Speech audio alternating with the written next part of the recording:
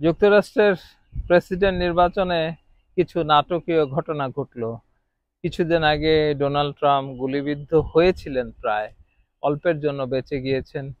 আরেকটি ঘটনা ঘটল, সেটি হচ্ছে জো বাইডেন তিনি নির্বাচন করছেন না, অর্থাৎ ডেমোক্রেটিক দল থেকে তিনি নির্বাচনে অংশগ্রহণ করছেন না।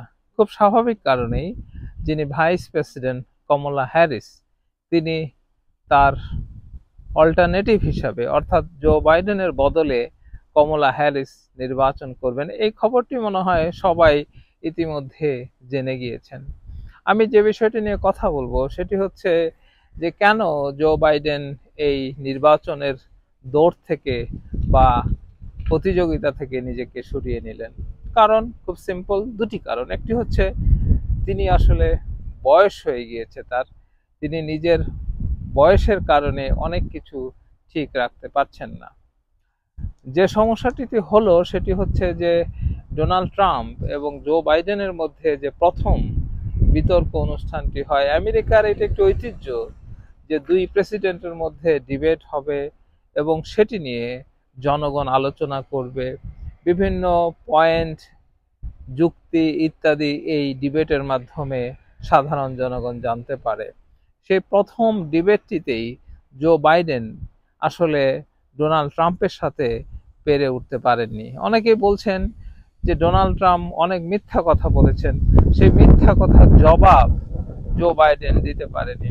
তখন থেকেই কথা উঠছিল যে জো বাইডেন সরে যেতে পারে, এবং ডেমোক্রেটিক দল অর্থাৎ জো বাইডেনের নিজের দলের কেউ কেউ বলছিলেন যে যেহেতু তিনি বয়সের কারণে হোক, যে কারণেই হোক, তিনি ডোনাল্ড ট্রাম্পের সাথে পেরে উঠছেন না, কথাবার্তায় অর্থাৎ বিতর্কে তার সরে যাওয়া উচিত।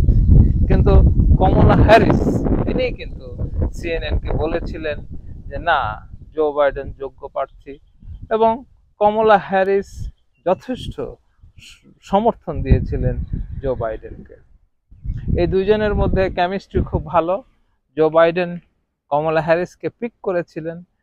যখন জো বাইডেন প্রেসিডেন্ট নির্বাচন করেন, তখন ভাইস প্রেসিডেন্ট হিসাবে তিনি কিন্তু অনেকটা সারপ্রাইজিংলি এই কমলা হ্যারিসকে ক্যালিফোর্নিয়া থেকে টেনে নিয়ে গিয়েছিলেন। অনেকেই কিন্তু কমলা হ্যারিসকে ওইভাবে চিনতেনও না, জো বাইডেন তাকে প্রোভাইড করেছিল।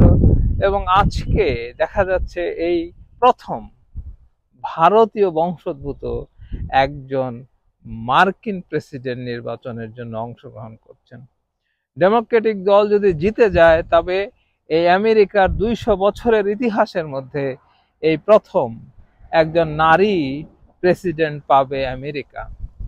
আরো গর্বের ব্যাপার হচ্ছে তিনি এশিয়ান বংশোদ্ভূত, তিনি ভারতীয় বংশোদ্ভূত, এবং তিনি কালার অর্থাৎ তিনি শ্বেতাঙ্গ নন। এই ঘটনাগুলো আগামীতে ঘটতে যাচ্ছে। তবে হ্যাঁ, ডোনাল্ড ট্রাম্পের একটু সুবিধা হয়ে গেল এই কারণে যে তিনি যে কিছুদিন আগে আততায়ীর গুলিতে সামান্য আহত হয়েছিলেন, অর্থাৎ তার কানের কাছ দিয়ে গুলিটা চলে যায়, সামান্য 1 ইঞ্চিও না। যদি তিনি মৃত্যুবরণ করতেন তাহলে তো অন্য কথা। তিনি যেহেতু বেঁচে গিয়েছেন, কিছু মানুষের সহানুভূতি তার উপর থাকতে পারে এবং হতে পারে, হওয়াটা স্বাভাবিক। সারা পৃথিবীতে এরকম ঘটনা অনেক ঘটেছে। একটা মানুষ যখন আততায়ীর হাতে নিহত হওয়ার থেকে একটুর জন্য বেঁচে যান, কিছু মানুষ তার প্রতি সহানুভূতি দেখাতেই পারে, আবার নাও দেখাতে পারে। ফলাফল কথা বলবে। আগামী নভেম্বরের নির্বাচনের ফলাফল এই সমস্ত কথার সবই উত্তর দিবে। তবে আমি যেটা বলতে চাই, আমার যেটা মতামত, সেটা হলো রিপাবলিকান এবং ডেমোক্রেটিক এই দুইটি দলের প্রভাব আমেরিকায় সমানে সমান। অনেক সময় দেখা যায় যে যখন ডেমোক্রেটিকরা প্রেসিডেন্ট হন, কংগ্রেসে অর্থাৎ আমেরিকার সংসদ যেটা, সেখানে অনেক সময় দেখা যায় যে রিপাবলিকানদের প্রাধান্য বেশি। এবং এই দুটি দল এমন একটি ব্যালেন্স অবস্থানে রয়েছে যে কেউ কারো থেকে কম না। এটি হচ্ছে আমেরিকার গণতন্ত্রের সৌন্দর্য। আমেরিকার এই যে চেক অ্যান্ড ব্যালেন্স দুই দলের মানুষের মধ্যে, যে প্রতিযোগিতা, এবং এই প্রতিযোগিতা অনেক সুষ্ঠুভাবে হয়। যদিও গত নির্বাচন সম্পর্কে, তার আগের নির্বাচন সম্পর্কে কিছু কথা রয়েছে, কিন্তু আমেরিকানরা যে স্বতঃস্ফূর্তভাবে ভোট দিতে পারেন এবং তাদের নেতাকে সঠিকভাবে নির্বাচিত করতে পারেন, এটি হচ্ছে সবচেয়ে বড় কথা।